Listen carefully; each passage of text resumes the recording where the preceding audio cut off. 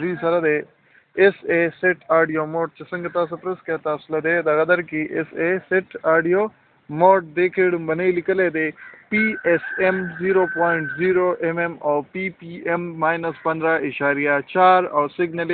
لیکل دی خالی دی. بیا F1 سره پرزم دی، F2 سره PPM دی او F3 سره ټمپریچر اینڈ اتماسفیرک پریشر دی.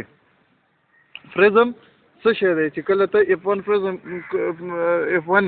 چې پرس کې نو د تا ته کلاو کی پرزم کانسټنټ سیټ، پرزم کانسټنټ سیټ یو خوې سنگل پرزم یو لکه دا پرزم چې دی په یو بورډ باندې چلېږي دی ته سنگل پرزم وي. یو وی پرزم سیټ یعنی سیټ کې ماته استویلی دوا یا د دوونه سیوا سزنه موجودي. په یو پرزم سیټ کې درې پرزما لګي، په یو پرزم سیټ کې درې پرزما لګي یعنی دغه شانتي یو بورډي هو پاغي باندې بیا درې پرزما لګیدلی. نو چې کله موږ یو پرزم سیټ ورنټر کو دا غي ځان له یو ویلیو وي، د یو پرزم ځان له ویلیو یا مختلف پرزم زی دا غي ځان له ویلیوګانی دا ویلیو به چرته دا به کانسټنټ ویلیو دا به تاسو سره د پرزم سره چې کوم بوکلیټ راځي کوم کتابچه ور سره راځي یا د پرزم چې کوم ماشيني پاغي کې دا کانسټنټ سیټ ورکړی دا به ته ځان لرا واخلې او ځان سره به نوٹ ساتي. بیا چې بل ماشين باندې هغه پرزم استعمال یا پرزم سیټ په استعمال نو هغه کې بوله دغه ویلیو ورکې څنګه ورکول کېږي دغه شانتي F1 سره پرزم تراشه او پرزم کې دا مثال کې طور پر ماوله 1 mm ورکو د دې ماشين چې کوم دی زمونږ د دې 0.0 ppm دغه دی mm دی. د دې نه پس سیګنل دا یو پرزم چې کوم دی نو دا د ماشين سره په 1900 میټر کې کار کوي. لکه د کپنې د طرفه دی ورکړي چې 1900 میټر نو دا تقریبا 2000 میټر یا 2 کیلومیټر کې د ماشين سره کار کوي یو پرزم. دغه شانتي چې کله یو پرزم سیټ شي یعنی درې پرزم شي نو دا 2600-2700 میټر کې کار کوي. او دغه شانتي چې بیا درې پرزم سیټ شي یعنی 9 پرزم شي نو دا کوي په 1900 دا 3900 یا 4000 میټر کې کار کوي. 3900 یا 4000 میټر کې دا کار کوي یعنی یو پرزم سره تقریبا په 2 کیلومیټرو کې درې پرزم سره یعنی یو پرزم سیټ سره په 2.5 کیلومیټرو کې او د درې پرزم سره د درې پرزم سیټ سره یا د 9 پرزم سره د تقریبا په 4 کیلومیټر کې دا ماشين شاټونه موږ اغستې شي. نه د دې سر څنګه طریقې بیا طریقې څنګه څه مطلب لکه مطلب دا چې دا یو پرزم دا تقریبا 1900 یا 2 کیلومیټر کې دی د رینج صحیح شو. نو بیا چې پرزم سیټ شي پرزم سیټ شنو هغه بورډ جدای کنه دا د یو پرزم بورډ دی هغه بیا د درې پرزم سیټ د درې پرزم سیټ سوري د یو پرزم سیټ ځان له بورډي د درې پرزم سیټ ځان له بورډي د بورډ بیا جدای کنه دا پرزم بورډ چې کوم دی پرزم بورډ وي پرزم بورډ بیا جدای کنه کته کې یو پرزم د پرسنټري لګیدل پاره کې درې پرزم یو بدلته لګیدل یو بدلته هغه بل کې 9 پرزم دي نو هغه بدرې ته کوونه جوړي یو به لکه مثال کې طور پر یو خلک دا بورډ یوي خو باغې کې نو پرزم لګیدلی نو پرزم ځای پکې کړی لکه سایډ کېږي د لری واو د لری نه سایډ کېږي لکه څومره دا پرزم تل لري وړي دی به تاسو وړو کې ښکاری نو دغه شانتي هغه کې 9 پرزم لګیدلی بورډ غټي 9 پرزم پکې لګیدلی او ماشين ته ښکاری لکه چې دا یو پرزم دی د خدای سو فارو واره کته د کې خیالو کې په د کې مدار په یو پرزم کې تقریبا 3 پرزم لګیدلی دي په دې یو پرزم کې 3 پرزم لګیدلی دي جوړ کړي یو دی هو لګیدلی پکې 3 دي یو شیپ کې جوړ کړي دي خو تقریبا په دې کې 3 پرزم رايوځي شوی دي په یو پرزم کې نو بیا د دې نه پس 3 پرزم سیټ کې سره نه دغه ترسي سیګنل لا شی دی چې د تا ګوري چې آیا دا پرزم ستاسو ماشين په رینج کې دی او که نه دی. لکه مثال کې طور پر اوس ته پرزم دی ښکاری درته مخامخ په 2100 میټر کې د پرزم پروت دی په 2100 میټر کې د پرزم پروت دی تا ته په آی پیس کې یا په ټیلیسکوپ کې یا په تا ته پرزم په څه سایت کولای شي تا ته پرزم ښکاری او ماشين تعالی چې ته کله راشي میرینګ کې تعالی میرینګ نه کوي نو څه ته سیګنل تراشه سیګنل سره چک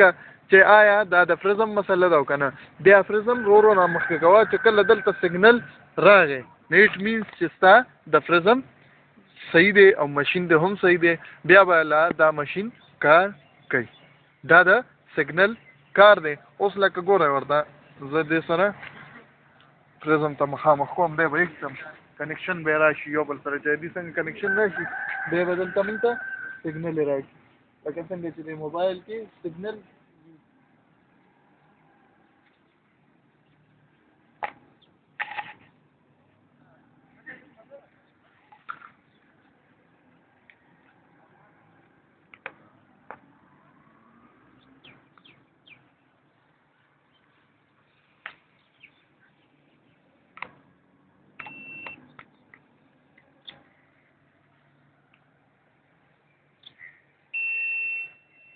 اوس ما پرزم نه لیدلی، ما ته په خدای که په ټلسکوپ کې پرزم ښکاري، دلته راله سیګنل راکړو، د دې مطلب دا دی چې پرزم سایډ شو.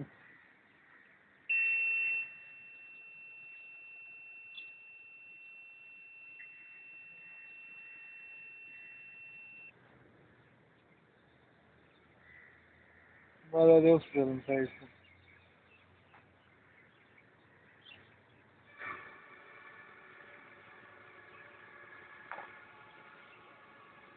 نو دا د سیګنل کار دی. چې دی کله پرزم سره اټیچ شو نو دی به تا ته اواز شروع کړي او دلته به بیا ته سیګنل ښایي چې سیګنل کم لیول کې دی، پړ سیګنل دی، ویک سیګنل دی. سیګنل څنګه دی چې ویک سیګنل بیا هم کار نه کوي. اکثر به پرزم تا ته ښکاري سیګنل به هم دلته راځي، خو چې سیګنل ویک بیا هم کار نه کوي. د دې نه پس دی F2 سره پی پی ایم، دا پی پی ایم ډایرکټ هم جوړېږي، ما ته نشته پته چې په څه طریقې سره جوړېږي، خو دې ماشین کې ما تاسو ته ویل چې د کې 2 پوینټ دي، هغه دغه چې به مونږ کوو انګل موډ چې به مونږ کوو ریپیټیشن او غلطي به ورکوله. بالکل. نو هغې لپاره دې ځای کې دې ماشین کې چې کله ټمپریچر ورکړي، لکه مثال کې طور پر نن ټمپریچر دی 5 ډګري سنټیګریډ، دغه شانته نن به هوایي دباو هم صحیح. دا ماشین چې پروت دی په ده باندې دا اټماسفیرک پریشر دا ټمپریچر دواړه پې افیکټ کېږي. د ده نه ځي پرزم ته ریز، دې ریز خارجي پرزم ته لیږي. چې کله ټمپریچر سیوای یا اټماسفیرک پریشر سیوای نو د ده سیګنل یا خو دی به په خپل مطابق سره سیګنل لیږي، دی به د سیګنل خارجي چې دا د دې بارني انوایرمنټ یا دا بارني اثرات چې کوم دي چې د دې څه شي چې د دې مقابله وکړی شي. نو دغه شانتې د دې لپاره د ټمپریچر او د اټماسفیرک پریشر ضرورت دي چې دی یا خپل سیګنل مضبوط کی او یا کمزورې کی. صحیح شو؟ شهابه دا موټر سایکل لا دی خو که دغه ځای کې مخامخ ودرولی دی، دغه ځای کې ودرولی دی، نو خلکو ته به ځان په ګوته کړي چې دلته موټر سایکل ولاړي که چېرته غل ملزین وبه یې وویني، او که نه دلته خو څوک راځي نه بغیر کاره. ځکه زه تاسو ته یم چې دلته ودروئ ځکه چې پته یې درته. وعلیکم السلام. हाँ, نو دغه شانتي ټمپریچر او اټماسفیرک پریشر مثال کے طور پر ما ولا ورکو اټماسفیرک پریشر 780 ایچ پی اے. ایچ پی اے څه شی دی؟ د پریشر د پاره یونټ چې کوم دی دا ایچ پی اے دی. څنګه چې د ډیګری د پاره سنټیګریډ دی یا ریډینس دی یا د دې نه علاوه ګریډ دی یا د فاصلې ناپ کولو لپاره کیلومیټر دی، ملي میټر دی، سنټي میټر دی، ډیسي میټر دی، میټر دی. نو دغه شانتي د دغه لپاره چې کوم دی اټماسفیرک پریشر یا هر قسمه پریشر چې په دنیا کې موجود دی د دې یونټ دی ایچ پی اے. ایچ نه راځي څه ګریویټیشنل فورس دی او پی اے پاسکل تی راځي. نو دا ول ما ورکو. اوس ګوره دا پی پی ایم چې دی دا د دې دوه نه جوړیږي. دا پی پی ایم چې کوم دی دا څه شی دی؟ دا د دې ریس پاور دی. د دې ریس پاور دی چې کوم د دې ټمپریچر نه او اټماسفیرک پریشر نه جوړیږي. نو دلته پی پی ایم تاسو ګورئ بدل شو. اوس دلته ټمپریچر کومه 10 او اټماسفیرک پریشر والا ورکومه مثال کے طور پر 1013.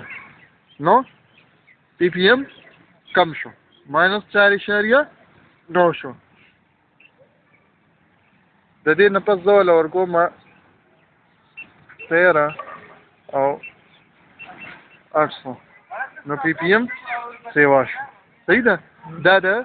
اوس ماته پته نشته چې دا پی پی ایم د څه شي ابریویشن دی خو دا جوړیږي د ټمپریچر نه او اټماسفیریک پریشر نه او دومره ته ویلی شم چې دا د دې ریس چې کوم دباو دی د دې نه دا په کلیر وخه د ډایرکټ هم ورته ورکولی شي مثال کې طور پر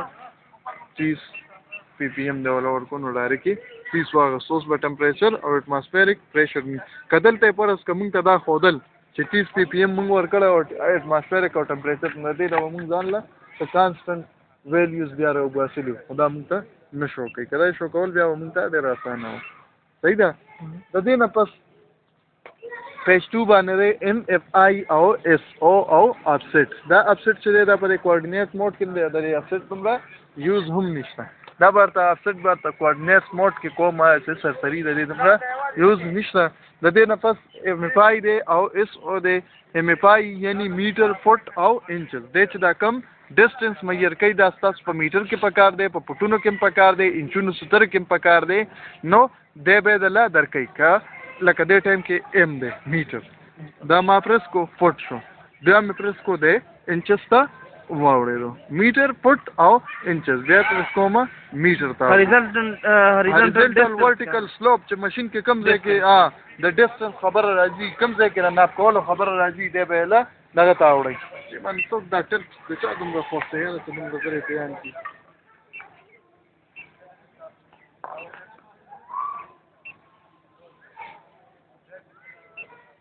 دلته همیشه لپاره بند ساته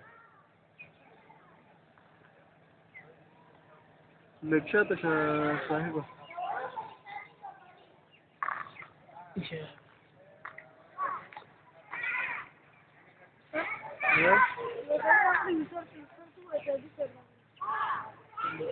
یو سړی راغلی سر ته وایي چې حاجي صاحب راغلی